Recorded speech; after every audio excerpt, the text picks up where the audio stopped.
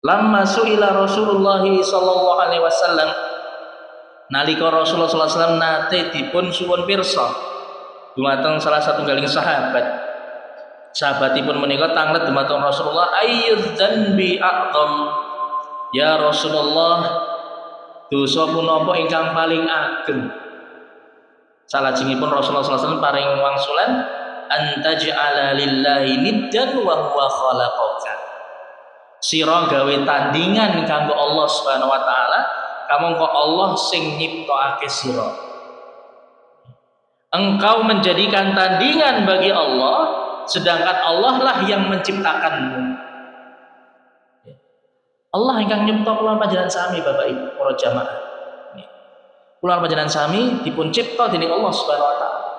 Dipun paringi rezeki dening Allah Subhanahu wa taala, dipun paringi kauripan dening Allah Subhanahu wa taala. Nikmat-nikmat sedaya ingkang saged dipun nikmati kula panjenengan sami sedaya menika saking Allah Subhanahu wa taala.